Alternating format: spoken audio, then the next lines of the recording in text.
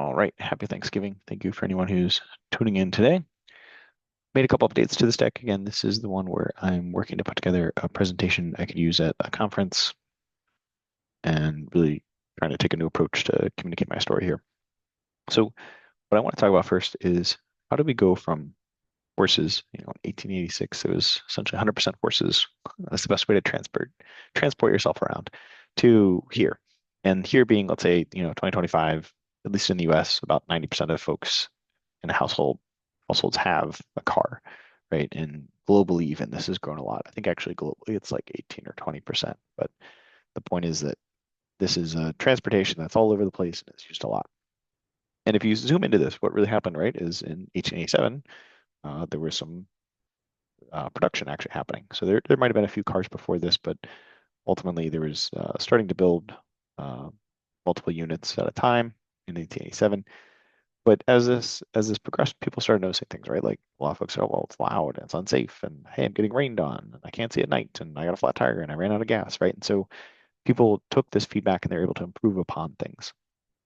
And ultimately, by 1925, especially with the Model T, 55% of households have cars, right? And it really peaked actually.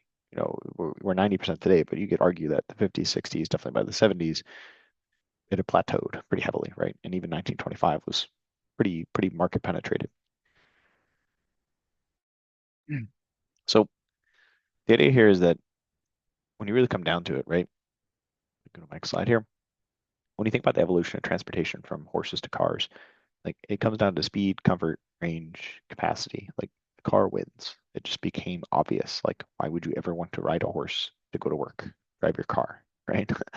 Um, and that was what kind of helped with a tipping point of taking people from here to 1925 to 2025. And so I want to ask the same question when it comes to currencies.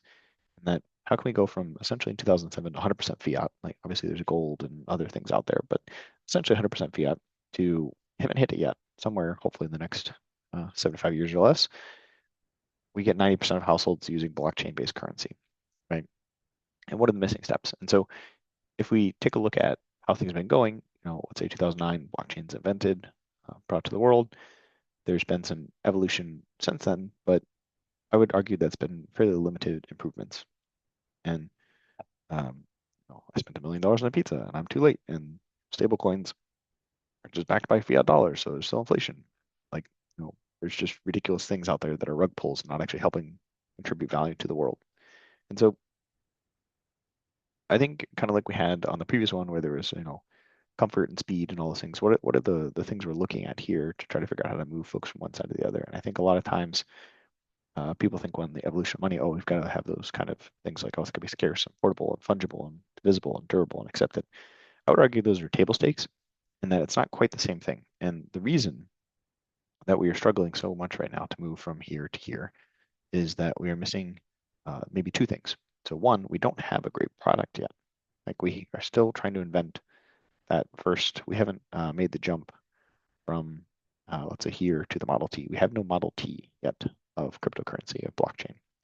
And how do we find a way to get people to do that? And I think there's two main things that are causing this. One is what I'm calling first mover advantage. That if you were involved in Bitcoin and held on to it, 10, 15 years ago, like you are doing very well right now, right? Versus if I get into Bitcoin today or even last week, like I probably lost a lot of money, right? So the last person to come into Bitcoin is going to be very upset. They're not going to be feeling that they've won necessarily, right? And then also there's too much inflation, too much deflation. Bitcoin deflation is a great example. We talked about the spending millions of dollars on the pizza. That those two, let's say, things prevent people from either joining blockchain because they feel like they're too late, or once they join, they don't want to actually spend it on anything because they're hoping that the value in dollars will go up, kind of thing. And there's a couple that have inflation problems, but that's a little less common. The second thing is that people don't really feel the pain yet of fiat, right? Like they're starting to feel fiat inflation, but it's going to continue to get worse.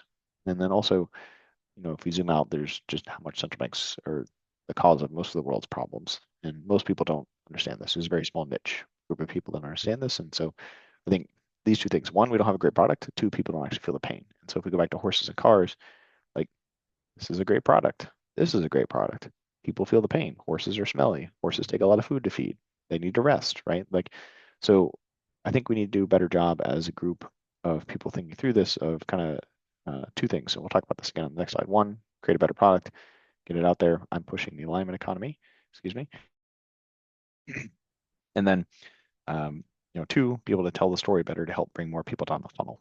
And when I mean funnel, I talk about kind of this. So there's kind of three stages in perhaps a buyer's journey that we can talk through here. So one, I see the old system of transportation is broken. Like, yeah, horses aren't that great. They kind of smell. They're slow. They get tired. I need to feed them, right?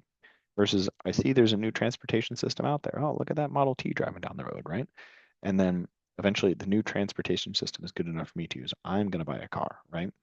And I argue it's the exact same thing with currency, right? So our old monetary system is broken. And I think there's many, many people in the population that are stuck here. And I think there's a lot of people that are into cryptocurrency and blockchain over here already, but they're not doing a great job of communicating this back over here to pull people down the funnel. So that's the second part of telling the story. But also just the product isn't great, right? Like, why would I want to start using any money? Why would I spend my Bitcoin if I assume the price is going to go up, right? Like some of us have done that. We've paid tons of money for things in the past, and we're now like, well, I should have held on to that, right?